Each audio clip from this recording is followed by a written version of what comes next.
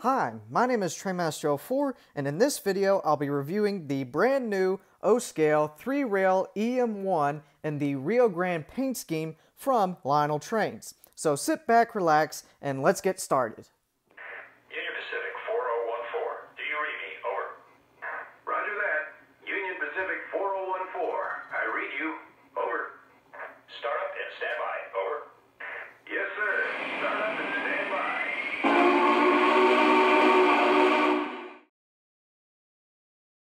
To start this video off, let me first go ahead and give a bit of a brief history lesson on the EM-1 class, and then later on, I'll go ahead and show you all of the intricate, separately applied and molded in detailing on this model. The Baltimore and Ohio EM-1 class is considered a Yellowstone design, and that means it has a 2884 wheel arrangement and is also a simple articulated design. Now, you may be wondering, what is a Yellowstone design? Besides it having this type of wheel configuration, the Yellowstone, the name itself, originally came from the Yellowstone type locomotives up in the Duluth, Misab, and Iron Range Railroad. Now, originally, the railroad ran through the Yellowstone National Park and operated near a Iron Range mine, hence Duluth, Misab, and Iron Range. Now, the railroad originally needed huge locomotives to pull the heavy ore out of the Iron Range and mines and bring it back to the steel mills.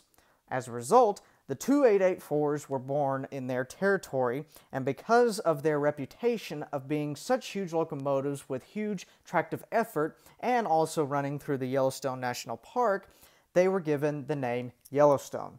Going back to the EM-1s more specifically, the Baltimore, Ohio originally ordered 30 of these locomotives and had the Baldwin Locomotive Works produce them. Now, these locomotives were soon delivered around 1944 and 1945, and essentially you can say these locomotives were built for the extreme demand for freight movement through the United States because of World War II. Now, one downside, or the upside for this locomotive, was that it had a lower boiler pressure compared to its competitors, such as the Union Pacific Big Boy or the Norfolk and Western Y6B class.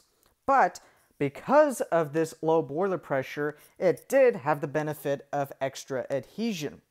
Now, for those of you who do not know adhesion is essentially a fancy word for the traction of the wheels pressed against the very smooth steel rails. Now, these locomotives, since they had great amount of adhesion compared yet to their other competitors, the B&O put them on their main lines in the Appalachian Mountains, where a lot of times, such as the B&O and other Appalachian main lines, they had humongous and steep grades. And since the EM-1s had great adhesive tractive effort, these locomotives were perfect for those mountain ranges. And that is because they were able to haul loads like nobody's business and were able to get started with them very easily. So, as a result, they were able to haul merchandise, fast freight, and also slug it out like the Y6Bs with a long cold drag as easy as if it was another day's work. Eventually, the EM-1s, similar to the Yellowstone class up in Duluth, were able to make their fame alongside all of the other humongous articulated type steam locomotives in the United States. And as a result, a lot of modelers as well as prototype historians can very highly argue that these locomotives were one of the top 5 best type steam locomotives there ever were or ever came out of the golden age of steam.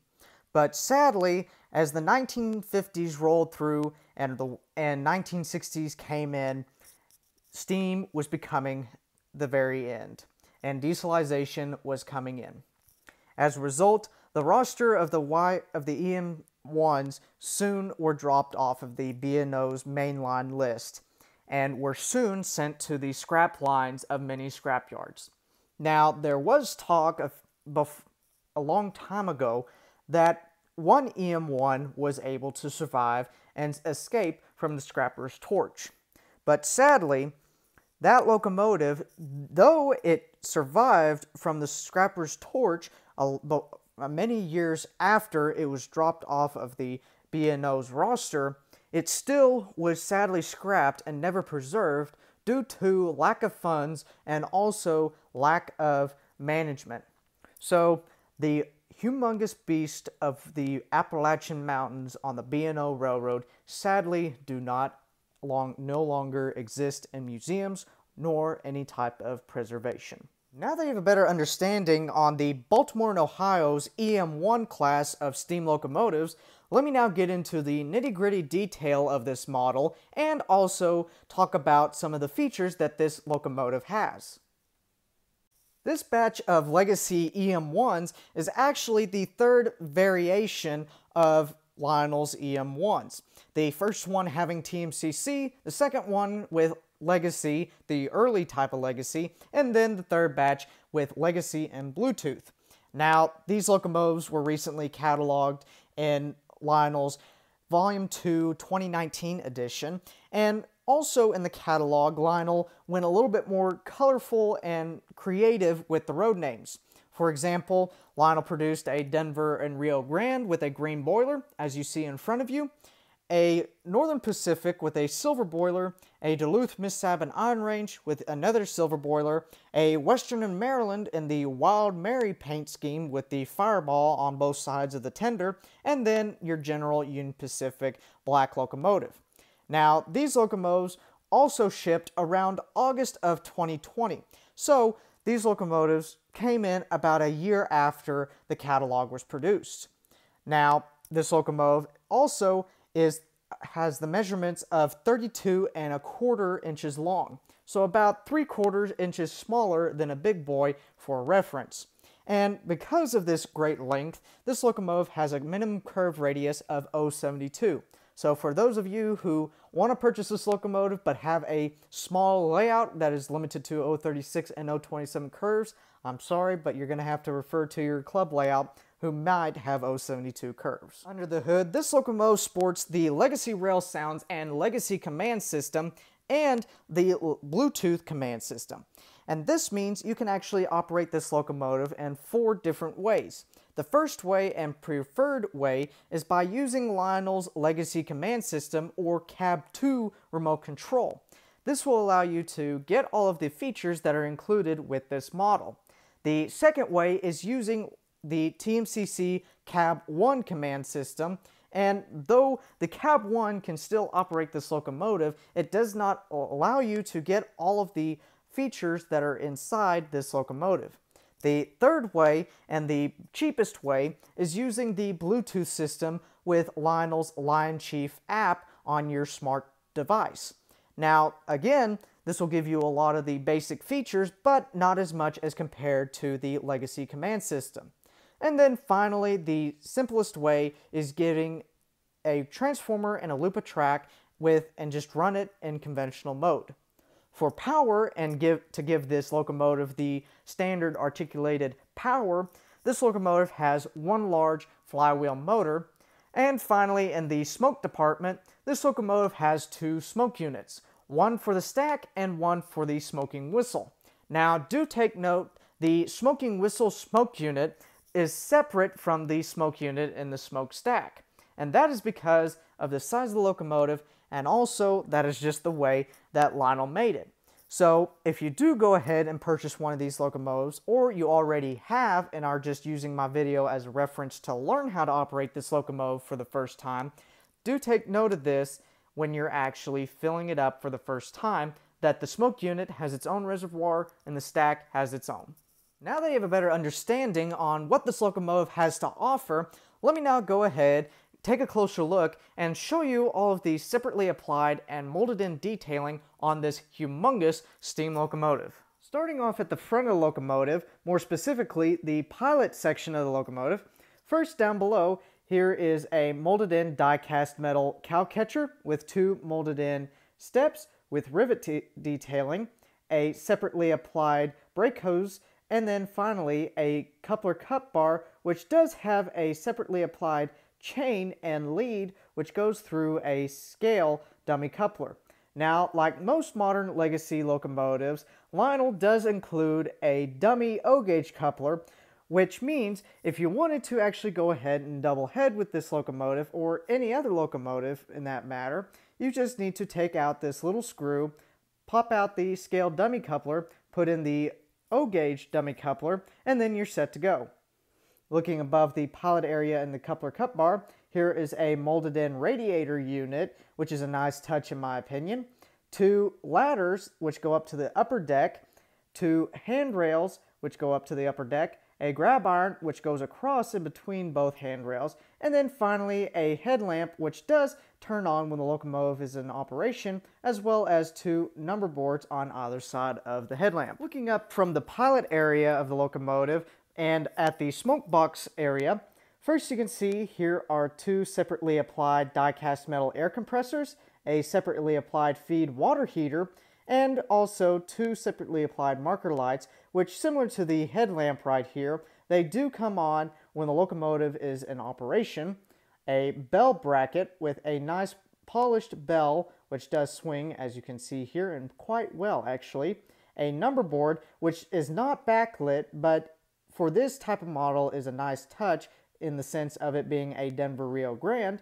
And then finally, right in the middle is the smoke box door, and like all most modern locomotives, does open, which is also held by a very nice magnet. Moving over to the engineer side of the model, and as you can see, there is a whole lot of detailing associated in just this one little area on this model. Starting at the cylinders, here you can see the heads are given a polished look, which is prototypical to a Denver and Rio Grande locomotive in this type of paint scheme. Looking on top of the cylinders, there is a whole bunch of molded in detailing, such as this pipework, a mechanical lubricator, and then also the mechanism for the valve gear. Now, looking at the wheels themselves, they look very sharp with the metal rims as well as the standard silver or metallic painted side rods. Looking above the drivers, here you can see is some separately applied die-cast metal exhaust and steam pipes leading from the rear set of cylinders and towards the smoke box. Looking right here, here is a separately applied metal air tank with 2 legible type on either side. And looking above the tank and pipes, here you can see the beginning of the running boards, which, as always, runs along the length of the boiler. And also, to give it that Denver Rio Grande feel, Lionel went ahead and gave it some white striping along the side of it. Looking up towards the boiler and smoke box area, here you can see our 2 builder's plates and are legible when underneath a magnifying glass. Now, the top one is for the superheater, and then the second one is for the Baldwin Locomotive Works. Looking above that, here you can see is the end of the throttle linkage going into the smoke box and prototypically into the superheater, and then also the handrails / antenna for this model. Moving on down the boiler past the smoke box area, here you can first see the beginning of that iconic Denver Rio Grande green painted along the side of the boiler. Looking on top of the boiler, here is the first of 2 sand domes on this model, as well as the steam dome and a few other details that I will show you later on when I give you a topside view of this model. And in this case, for this front sand dome, this dome actually does come off and reveals the fill hole for the whistle steam smoke unit around this area of the model. Now, in the sense of detailing, there is a whole lot of molded in detailing primarily, but also some separately applied, such as the continuation of the handrail, the throttle assembly linkage, as well as this separately applied pipework going from the air tank and into the boiler itself. Now, in the section of molded in detailing, there is a good amount, such as this pipe, these fill holes or washout plugs, this step, and then also this little valve with a red painted knob on it. Now, continuing down to the second set of drivers and cylinders, again, the drivers look fantastic with the metal rims as well as the cylinders with the polished cylinder heads. Now in molded in detailing, again you've got the mechanical lubricator and this pipe work on top of the cylinders, but there is a few differences, such as the automatic reverser and then the valve gear right here in this area, or the mechanism to change it, is a little bit different as well, because prototypically the rear set of valve gear would be the primary valve gear to be changed in position. Coming towards the end of the locomotive, more specifically the cab and firebox area, you can really get to see how much detail Lionel really shoved into just this one small little area around the firebox as well as on the side of the boiler. Starting at the top, here is the second sand dome on this locomotive, and similar to the front sand dome, this dome actually covers some important aspects of this locomotive in the sense of operation. Now, in this case, it holds all of these switches, such as the run program switch and also the Odyssey speed control switch. Now, getting down into the detail part, as you can also see, there is a whole lot of molded in and separately applied detailing. Starting with the molded in, here are some boiler bands as well as some rivet detailing scattered about here, a molded in step, some molded in pipe work, and also a molded in lever for possibly the blowdown feature, which on this locomotive it does not have, but on the prototype there is. Looking at the separately applied detailing, here you can see the continuation as well as the termination of both the handrail and throttle assembly going towards the front of the cab. Looking right here, here is some type of piece of equipment on top of the boiler and is also separately applied. Moving on down, here is the end of the running board and also the end of that white stripe on the side of it. Looking right here, here is some molded in steps leading up to that running board, and then also here's the cab itself. Now the cab itself, similar to a lot of the boiler and all of the other types of detailing, it primarily has molded in detailing, such as the rivet detailing, the armrest, the window, as well as this handrail above the window.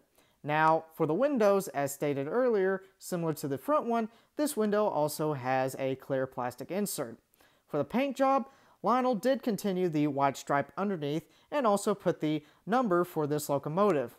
Moving on down to the firebox and ash pan area, here you can see some separately applied pipe work above and below it, some molded in detailing such as rivet detailing, this pipe, as well as the ash pan itself.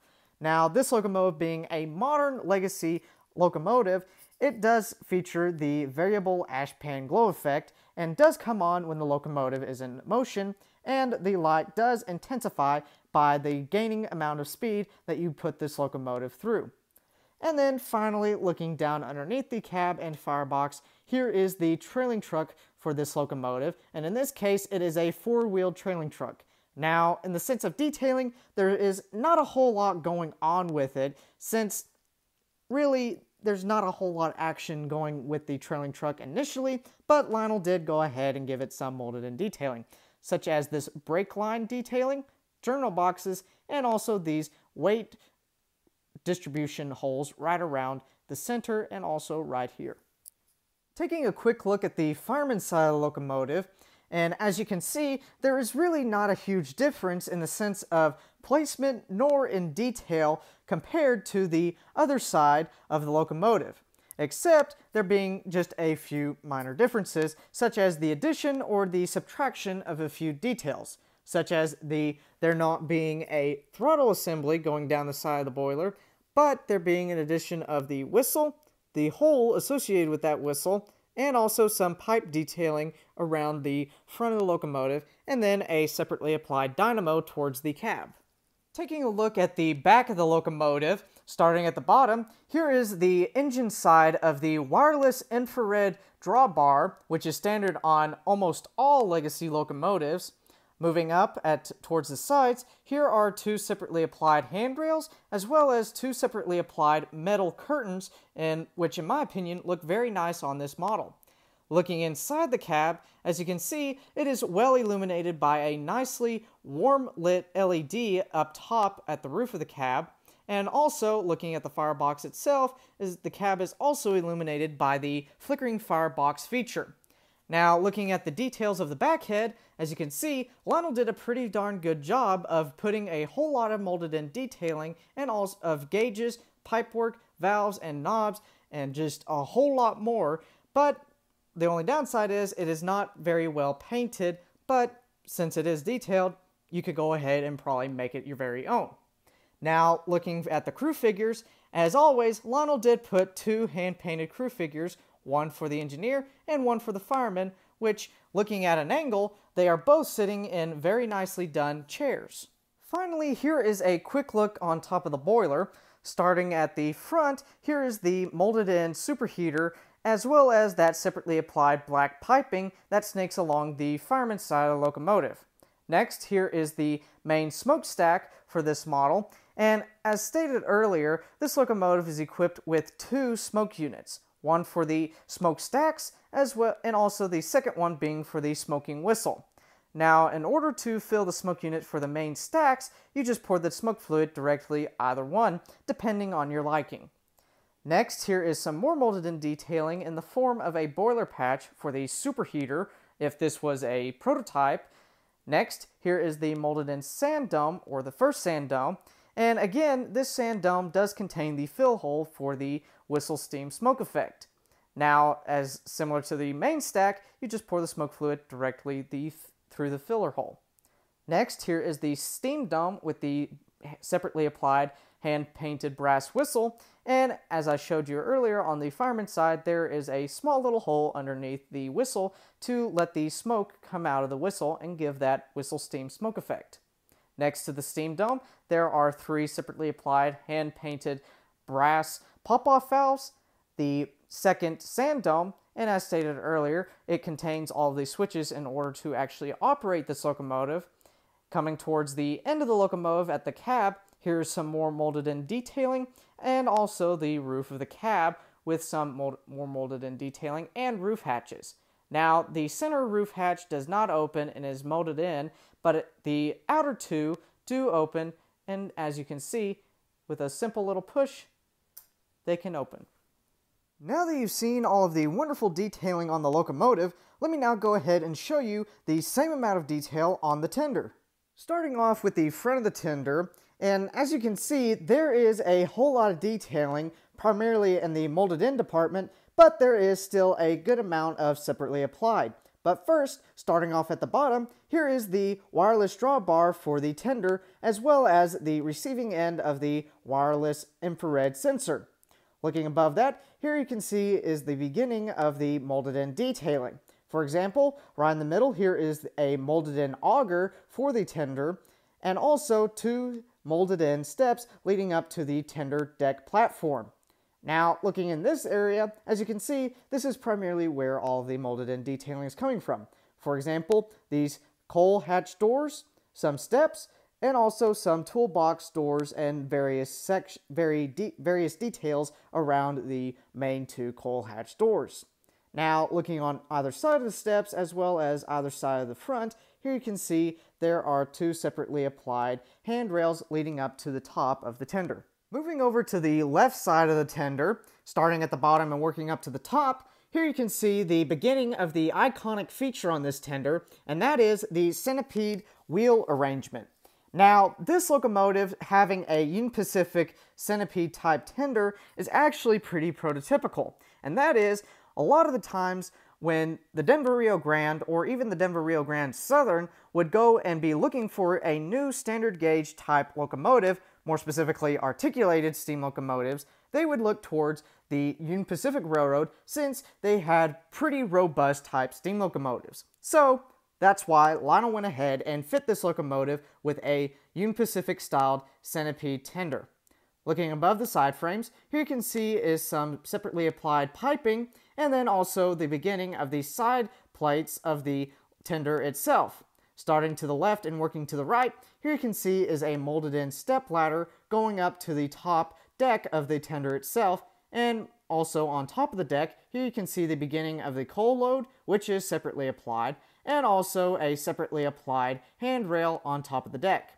Looking towards the middle, here you can see the wonderful rivet detailing along the side, the Rio Grande lettering, which is very popular for this type of locomotive, a Union Pacific tender builder's plate, and then also some molded in detailing in the form of toolbox doors. Continuing on down to the rear of the tender, starting at the bottom again, here you can see is the electrocoupler for this locomotive, and like always, the electrocoupler can be thrown by either your legacy, TMCC, or even Bluetooth command system. Looking at the side plates, here you can see Lionel did again continued with the wonderful rivet detailing and also put the number 224 on the rear panel. Looking above the numbering, here you can see a row of lighted features, starting with these two tender marker lights, which do come on when the locomotive is in operation, and then also the backup light. Now, the backup light does come on, but only when the locomotive is put into the reverse position. And then finally, looking on top of the tender, here you can see is another red illuminating marker light, and then also two grab irons which are curved with the tender. Finally, here is a view of the top part of the tender. Starting with the right, here you can see is the realistic coal load, and when I mean realistic, the Lionel would actually go ahead, and also other manufacturers would actually go ahead, take real lumps of coal, crush them down to an appropriate size, and then glue them into the coal bunker itself, and in this case, Lionel did a really good job. Moving on down to the left, here you can see is a molded in toolbox, two separately applied handrails going along the side of the tender, and then also 3 water hatches sitting right in the middle of a nicely done molded in deck. Now, these 3 hatches, the lids do actually open, but the front and rear one actually do not contain anything. They are just blank slots, except for the middle one. The middle one actually contains the volume knob for the speakers inside the tender, which produces the legacy rail sounds on this humongous model. Now that I've shown you all of the wonderful detailing on both the locomotive and the tender, let me now go ahead and start her up and show you all of the features that this locomotive has to offer. This is the dispatcher. Do you copy? I read you. Over. Please start up and stand by. Over. Yes, sir. We'll fire her up. Out.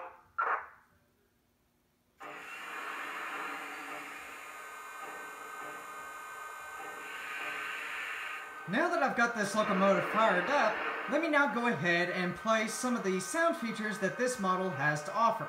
Starting off with the whistle.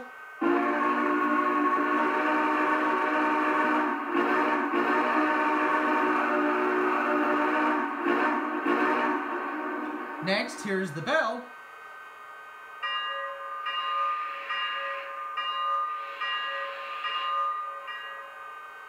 Here is the steam release sound.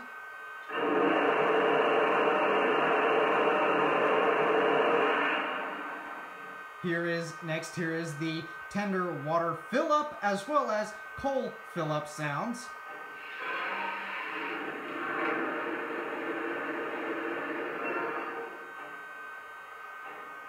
My water's full. Over. Acknowledged. Out.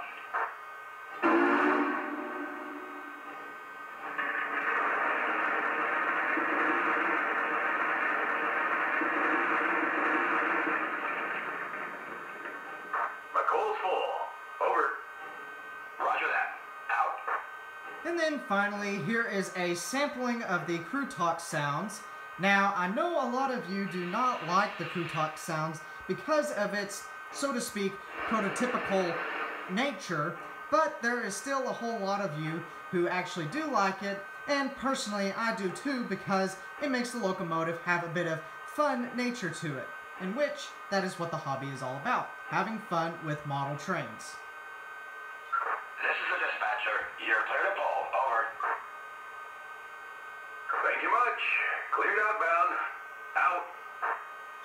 This is the dispatcher. You're cleared outbound. Over. Acknowledged. I've got clear boards. Out. Dispatcher. Error is made. Brake test complete. Are we clear to pull? Over. Negative. Please stand by. Over. Acknowledged. Waiting on a clear signal. Out. Dispatcher here. Please stand by. Over. Okay. Standing by. Out. Now that I've shown you just a sampling of what this locomotive has to offer in the sense of sound features, let me now go ahead, hook up some cars behind it, and then show you what it can do while in operation. Well, I got some cars hooked up behind her, so let's go and see what she can do around the layout.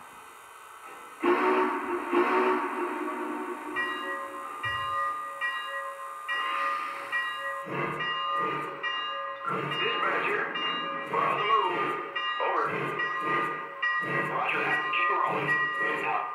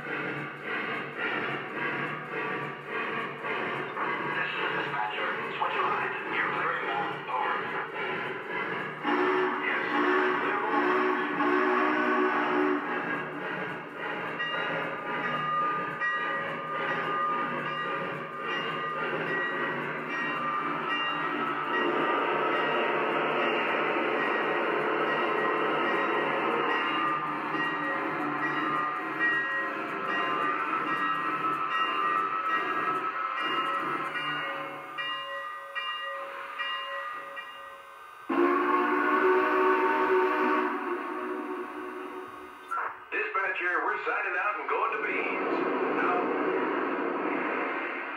Well, that's about it for this video, but before I go, let me go ahead and actually answer the two questions that I normally answer around this time, and they are, what is the original MSRP price, and also, what is my personal opinion about this model? Well, to start off, the original MSRP price for this product is right at $1,700.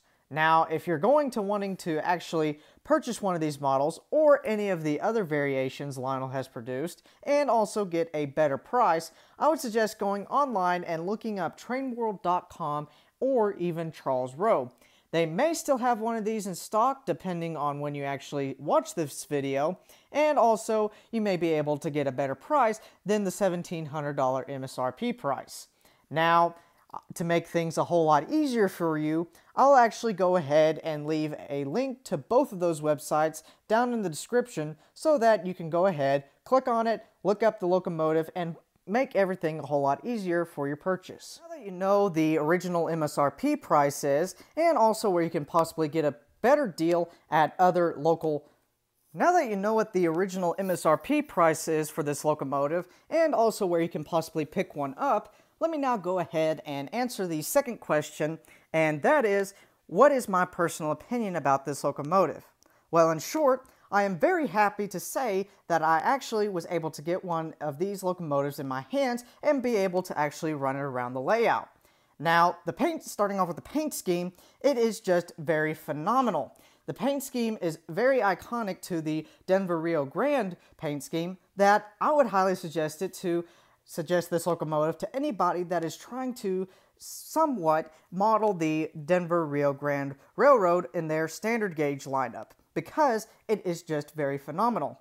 Or I would highly suggest it to anybody who is wanting to pick up another locomotive to add to their what if paint scheme, since the paint scheme initially was never on an EM-1. On it, now going on to the detail and its performance, the detail is very, very nice and unique and is very different and is different enough from the rest of the EM-1s, such as the placement of the bell and also some other features like the air compressors on the smoke box and then the Union Pacific centipede tender, which in my opinion is just a nice little touch of making things a little bit different than just the generic Baltimore and Ohio EM-1s. Combined with the paint scheme, it just makes it a double win. Now the performance, as you saw earlier in this video, it ran as smooth as anything can be and produced a whole lot of smoke when it started up and continued to run down the track. And also, might I add, I would say that these smoke units lately in Lionel's locomotives have been some of the best that have come out of their factories. Now, in the sense of some of the detailing, as in it primarily being molded in, that is alright, and I would have liked to have seen a little bit more separately applied detailing, but since this is going to be a locomotive that is primarily going to be slugging up coal trains up the Great Rocky Mountains and not be a beauty queen on a shelf, I give it to Lionel, and really it is just a well-balanced and great running locomotive for any type of layout. So, in the end, I would highly suggest this locomotive to anybody's layout. In reality, for those who are looking for another articulated locomotive to add to their collection, another Denver Rio Grande locomotive, or even just a locomotive in general that has some type of bizarre or beautiful paint scheme for y'all's shelves. Well, that about wraps up this video, but before you go, I just want to say thank you very much for actually clicking on this video and actually watching it to the very end. Now, do click on the subscribe button so that you actually no longer miss any of my future videos, and also that allows my channel to grow by continuation of the growth of subscribership. Now, if you actually enjoyed this video, please do also click on the like button. That lets me know that you actually enjoyed this video and also lets YouTube know that my videos and my channel is actually worth something. But anyway, my name is TrainMaster04 and I'll be seeing you next time.